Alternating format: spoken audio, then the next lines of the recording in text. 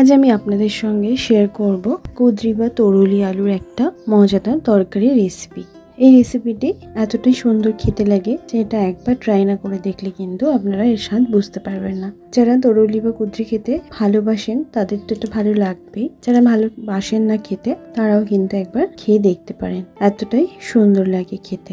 গরম গরম রুটি পরোটার সঙ্গে কিন্তু এই তরকারিটি অসাধারণ লাগে, আর বাড়ির সবাইরই কিন্তু খুবই পছন্দ হবে এই তরকারি এরমভাবে যদি রান্না করা হয়। নমস্কার বন্ধুরা, অনুশ্রী রান্নাঘরে আপনাদের সবাইকে স্বাগত। রেসিপিটি তৈরি করার জন্য আমি এখানে 250 গ্রাম পরিমাণে তরুলি নিয়েছি একটা মিডিয়াম সাইজের আলুগুলোকে একটু ডুমো ডুমো করে কেটে নিয়েছি, তরুলিগুলোকেও আমি কেটে নিয়েছি। এরপর গ্যাস অন করে একটা কড়া বসিয়ে দিয়ে দিচ্ছি 2 থেকে 3 চামচ পরিমাণে সর্ষের তেল। তেলটা গরম হয়ে গেলে কেটে রাখা আলুটা দিয়ে দিলাম, তারপরে দিয়ে দেব তরুলি। আলু আর তরুলিগুলোকে ভালো করে ভেজে নেব, একটু লাল লাল করে এখানে ভেজে নেব।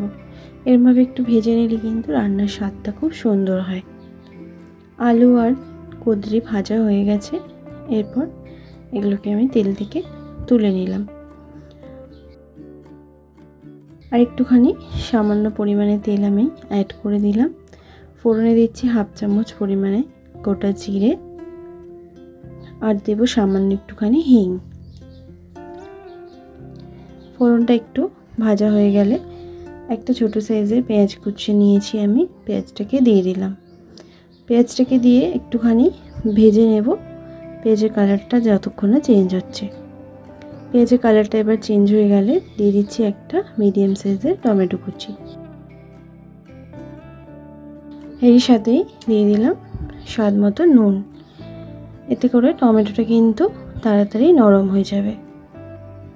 ভালো করে নাড়াচাড়া করে একটু ভেজে নিলাম। দিয়ে দিচ্ছি 1 চামচ পরিমাণে আদা রসুন বাটা।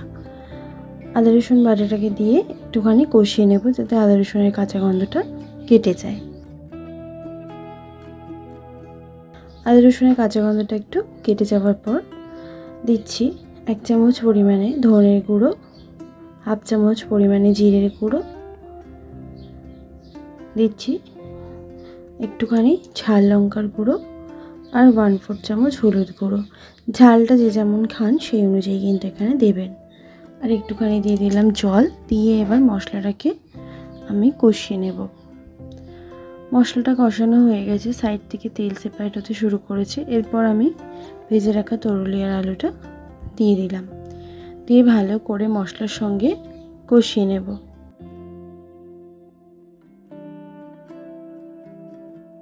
দু থেকে 3 মিনিট লো ফ্লেমে ঢাকা দিয়ে দেব। 2-3 মিনিট পর ঢাকাটা সরিয়ে নিয়েছি। মশলার সঙ্গে কিন্তু ভালোভাবে কুঁদরি আর আলুটা কষানো হয়ে গেছে। এরপর দিয়ে দিচ্ছি 1 কাপ পরিমাণে জল। গ্রেভিটা এখানে খুব বেশি করব না, একটু শুকনো শুকনোই হবে এই তরকারিটা। এই তরকারির ঝোল কিন্তু একদমই ভালো লাগে না, সেই অনুযায়ী জলটা এখানে দিলাম। জলটাকে দিয়ে ভালো করে নাড়াচাড়া করে নেবার পর দিচ্ছি সামান্য একটুখানি গরম মশলার গুঁড়ো। এরপর মিডিয়াম ফ্লেমে 6 থেকে 7 মিনিট ঢাকা দিয়ে রান্নাটা হতে দেব। 6-7 মিনিট পর ঢাকাটা সরিয়ে নিয়েছি। এরপর আমি এখানে সামান্য একটুখানি ধনেপাতা কুচি দিয়ে দিলাম। আপনাদের কাছে থাকলে দেবেন, না দিলেও কোনো অসুবিধে নেই। এরপর গ্রেভিটাকে একটু হাই ফ্লেমে শুকিয়ে নেব। আলু আর কুঁদরি কিন্তু ভালোভাবে সিদ্ধ হয়ে গেছে। ভালোভাবে নাড়াচাড়া করে গ্রেভিটাকে একটু ড্রাই করে নিচ্ছি। এরপর গ্যাসের ফ্লেম বন্ধ করে দেব, আর এটা গরম গরম সার্ভ করে নেব।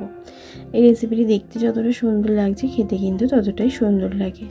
একবার এরমভাবে বাড়িতে এই রেসিপিটি ট্রাই করে দেখবেন, আশা করছি ভালো লাগবে। ভালো লাগলে লাইক শেয়ার করতে ভুলবেন না, কমেন্ট বক্সে কমেন্ট করে জানাতে ভুলবেন না রেসিপিটি কেমন লাগলো। ভালো থাকবেন, সুস্থ থাকবেন, ধন্যবাদ।